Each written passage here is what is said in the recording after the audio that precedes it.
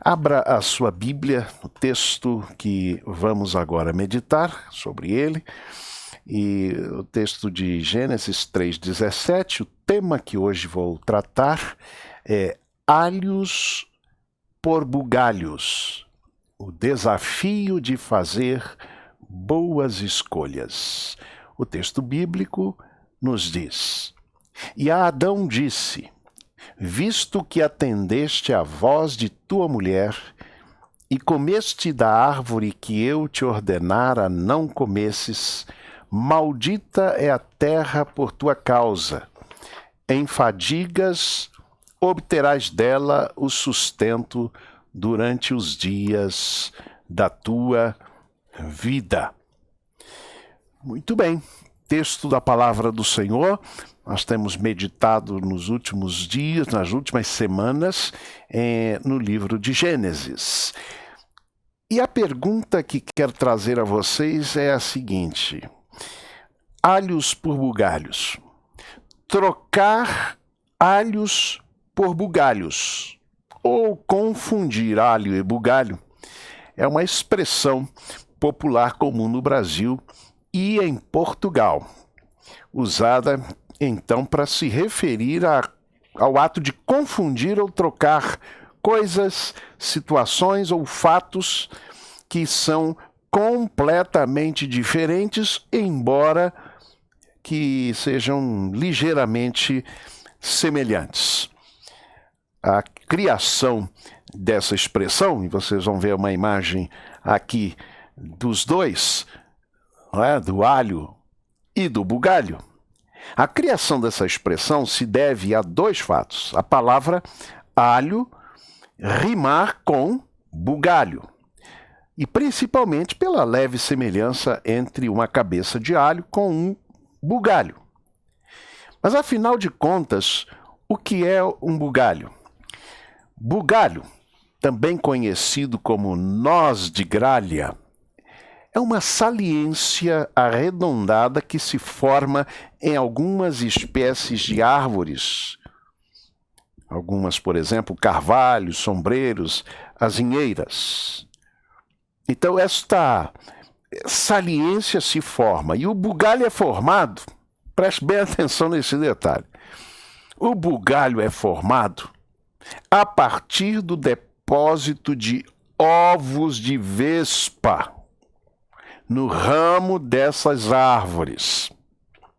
A vespa se desenvolve, se alimenta no interior do bugalho, onde passará por todas as fases da sua metamorfose, de larva, ninfa e adulto.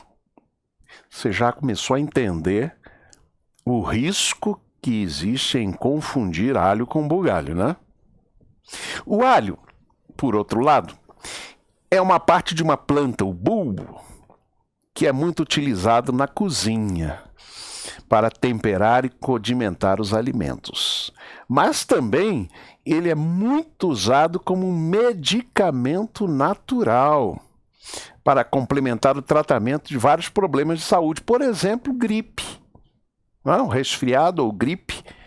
Quem já não tomou aí um caldo, um chá, né, de alho, nessas épocas, alho, limão misturado, enfim. O alho é rico em compostos sulfurados e também em vários minerais que nutrem o organismo: potássio, cálcio e magnésio. Vocês imaginam? O alho combate vírus, fungos, bactérias, previne o câncer de cólon, protege a saúde do coração, melhora doenças inflamatórias, evita doenças respiratórias e mantém o cérebro saudável. Que coisa boa trocar bugalho por alho, não é? E então, você prefere alho ou bugalho? O ser humano criado lá no início da criação, Adão, trocou alho por bugalho. Vamos meditar em algumas nesta caminhada do ser humano e vamos aprender preciosas lições para nós. E a primeira coisa que eu quero refletir com vocês, baseado nesse texto e nesse tema, é o seguinte: o que Deus deu ao ser humano criado. O que Deus deu ao ser humano criado. Gênesis capítulo 2, versos 7 a 8 e 15 a 18, nós lemos assim: Formou o Senhor Deus o homem do pó da terra, soprou-lhe nas narinas o fôlego da vida. Fôlego da vida. E o homem tornou-se ser vivente. Então plantou o Senhor Deus um jardim na banda do Oriente, no Éden, pois ali o homem que tinha formado. Tomou, pois, o Senhor Deus o homem, o pôs no jardim para o lavrar e guardar.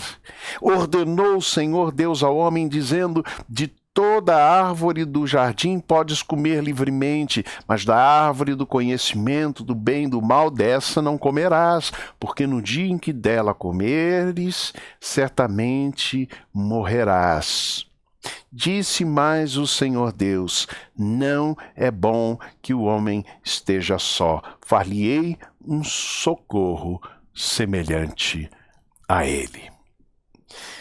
Por esse texto a gente pode começar a pensar aqui o que é que Deus dá à criatura, ao homem criado, começando pela vida, pelo sopro da vida. O fôlego da vida vem de Deus.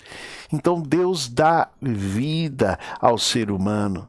Mas mais, Deus dá ao ser humano a ampla liberdade. Deus dá a ele esta bênção, liberdade. Às vezes a gente lê esse texto com aquela fixação na proibição. Não comerás da árvore. Parece que esta foi a intenção, não é? Inclusive ali do ser humano, concentrar no não. Mas nós prestamos às vezes pouca atenção em como começa esse texto. Quando o verso 16, capítulo 2, verso 16, diz: ordenou o Senhor Deus ao homem, dizendo... Preste bem atenção neste detalhe. Ordenou, pois, o Senhor Deus ao homem, dizendo... E aí como é que começa este mandamento de Deus? Começa dizendo assim: de toda árvore do jardim podes comer livremente. Pare para pensar nisso. É mandamento de Deus liberdade. É mandamento de Deus comer de todo fruto, de toda árvore do jardim. Olha que bênção. É o que Deus dá ao ser humano. É o sim de Deus, meus amados irmãos. Deus deu ao ser humano a ampla liberdade de comer do fruto de toda árvore do jardim, mandou apenas não comer da única árvore do conhecimento do bem e do mal. Não dá para saber aqui quantas árvores haviam no jardim, mas muitas. Uma só Deus disse: dessa não comerás.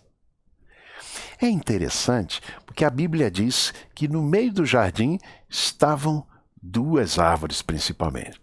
A do conhecimento do bem e do mal, e a árvore da vida eterna. Olha aí.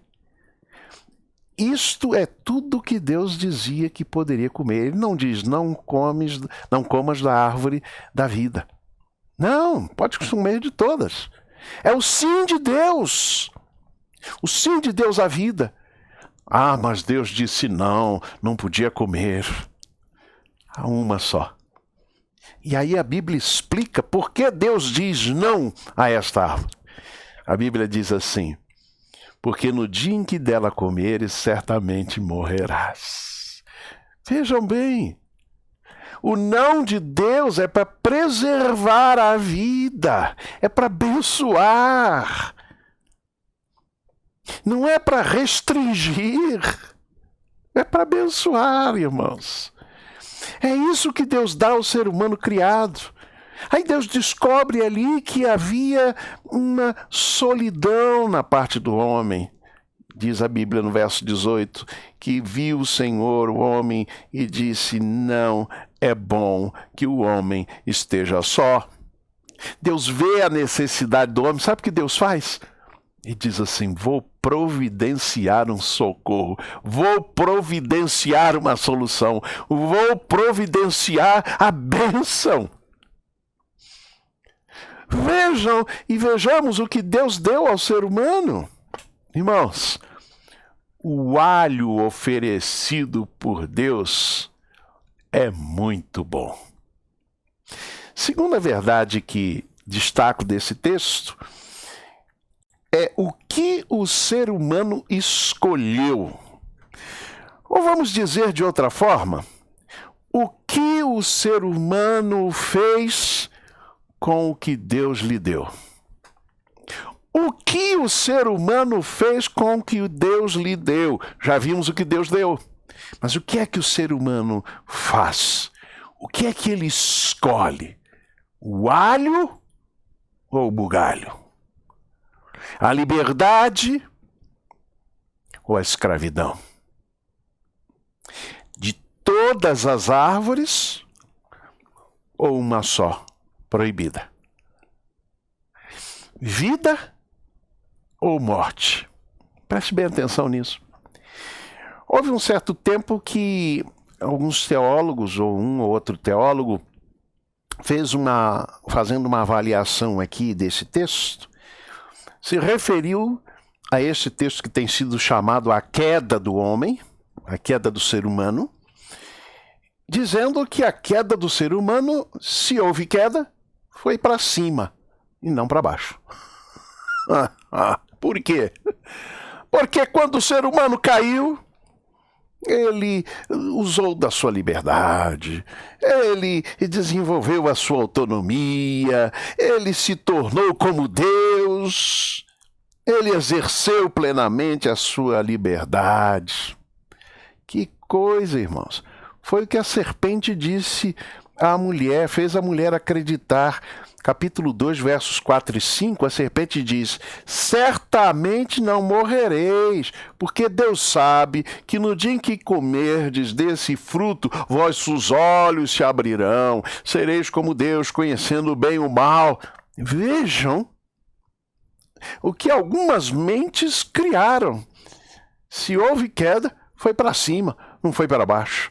Irmãos, toda queda é para baixo. Toda queda é para baixo. É sempre para baixo, nunca é para cima. O ser humano escolhe o único não em troca do múltiplo e amplo sim de Deus. Pecar é errar o alvo de Deus, e o alvo de Deus para o ser humano é muito mais o sim divino do que um único não. O alvo de Deus é liberdade, não escravidão. O alvo de Deus, ou seja, o propósito de Deus é liberdade, não escravidão, é vida, não morte, é bem e não mal. Isso me faz lembrar um trecho de Jeremias, capítulo 29, versículo 11. Eu bem sei, dizem algumas traduções, ou eu é que sei os propósitos que tenho acerca de vós. Propósitos de bem e não de mal, para vos dar o futuro que esperais. Mas que coisa, meus amados irmãos, o ser humano troca alhos por bugalhos. O primeiro efeito dessa má escolha foi o conhecimento da sua própria nudez, diz o capítulo 3, versículo 7. A busca de viver em total independência de Deus, afastado de Deus, foi o que ele conquistou. Afastamento, diz o capítulo 3, nos versículos 7 e 3, 21. A tentativa de se esconder da presença de Deus e o medo. Quando Adão é confrontado por Deus, ele disse: tive medo. Medo de Deus. Vejam a consequência de trocar alhos por bugalhos. Medo, capítulo 3, versículos 8 a 10. Mas a árvore do pecado tem ainda outros frutos. Maldição, capítulo 3, versículo 14 e versículo 17. Inimizade, feridas, capítulo 3, verso 15. Dores, dominação de um ser humano pelo outro, capítulo 3, versículo 16. Fadiga e suor, capítulo 3, versículo 17. Espinhos e abrolhos, a expressão bíblica aqui no capítulo 3, versículo 18. Abrolhos é mato bravo. O jardim se transformou nisso. Vejam o que a escolha de abrolhos em vez de o alho causou no ser humano. Mortalidade, capítulo 3, versículo 19. Agora já não teria acesso a comer da árvore da vida. Preste bem atenção nesse detalhe. Deus não disse que se o homem comesse da árvore do pecado, experimentaria a morte, na expressão hebraica, morrendo morrerás, ou seja, certamente morrerás, pois foi isso que o homem experimentou ao fazer essa má escolha. Fala sério. Vale a pena trocar alhos por bugalhos? De modo algum. O bugalho escolhido pelo homem é muito ruim. Terceiro e último aspecto que eu quero destacar aqui nesse texto é o que Deus fez para mudar a sorte do ser humano caído. Nós vimos o que Deus fez, o que Deus deu ao ser humano criado. Nós vimos o que o ser humano fez com o que Deus lhe deu, ao escolher abrolhos, ou abrolho, não é? Ao invés do alho, do bugalho, aliás. E agora nós vamos ver o que é que Deus fez com isto, com o ser humano caído. Deus abandonou o ser humano? O que o texto nos diz, do capítulo 3, versículos 7 e 21, é fundamental para a nossa compreensão do coração de Deus e do agir de Deus. Diz assim o verso 7. Abriram-se então os olhos de ambos, o homem e a mulher, e conhecendo que estavam nus, costuraram folhas de figueira e fizeram para si aventais. E o verso 21 diz: fez o Senhor Deus roupas de pele para Adão, sua mulher, e os vestiu. Que coisa linda está por trás destas expressões. Ao comer da árvore do conhecimento do bem e do mal, o ser humano conheceu que estava nu. A nudez aqui representa o despertar da concupiscência, do desejo intenso de bens ou prazer meramente materiais, manifestação da desordem que o pecado introduziu na harmonia da criação. Conhecer traduz o termo hebraico yadar, que quer dizer aquele conhecimento mais íntimo e profundo por experiência própria. Antes da queda, o ser humano só conhecia por experiência própria o bem. Mas ficou tentado a conhecer o bem, mas também o mal. E com a desobediência ele passou também a conhecer o mal por experiência própria. Presta atenção nesse detalhe. Não é conhecimento meramente intelectual. É que agora a maldade entrou no coração do homem. Vejam o que dá trocar alho por bugalho. O que nós vemos aqui, meus amados irmãos, é que a nudez aqui representa também a situação de falta de proteção e de tudo. O pecado também é simbolizado pela busca da autonomia, de tentar costurar, remendar folhas de figueira para cobrir a sua nudez, a sua falta de tudo. Sabe o que Deus faz? Deus vai lá e constrói, fabrica, produz uma túnica completa para o ser humano, mas de pele, não de figueira. O que o texto quer mostrar é aquilo que o homem tenta fazer, independente de Deus e na autonomia absoluta de Deus, é passageiro, é temporário, é frágil. E aquilo que Deus faz e dá ao homem é permanente. É algo que cobre todo o ser do ser humano. Deus os vestiu, Deus cobriu a nudez do ser humano. Graça e favor imerecido de Deus se manifestou ali, irmãos. É assim que Deus tratou do homem caído. O pecado da desobediência nos afasta de Deus e dos seus propósitos que nós vimos, propósito de liberdade, de vida, de bem. Nos afasta deste propósito de Deus e nos faz experimentar todas aquelas consequências de que falamos, da maldição, da crise, do conflito instaurado, de tudo aquilo que nós vimos. O pecado nos afasta do propósito de liberdade, de vida abundante e de bem. O pecado representa a busca por construir com as próprias mãos e distante de Deus esse propósito de vida abundante, mas o que vai vir é frustração. Mas Deus tem o melhor para nós, sempre o melhor, manifesto por sua graça e poder. Não veros aventais de folhas de figueiras, mas túnicas de pele.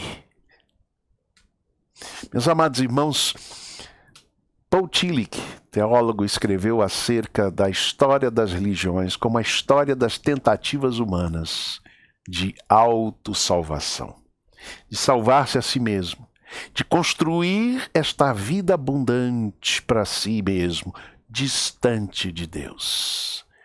E a consequente frustração. É assim que identifica Paul Tillich, ou resume Paul Tillich, a história das religiões. Como nós vimos na canção há pouco, a esperança só vem da cruz. Deixe Deus te vestir com o melhor. Concluindo, Deus criou e ofereceu ao homem o melhor, ao ser humano o melhor propósito para a sua vida. O ser humano escolheu o pior. Escolheu não a liberdade, mas a escravidão. Escolheu não a vida, mas a morte. Escolheu não o maior, mas o menor. Escolheu o bugalho e não o alho. Não troque alhos por bugalhos. Experimente na sua vida o melhor de Deus para você.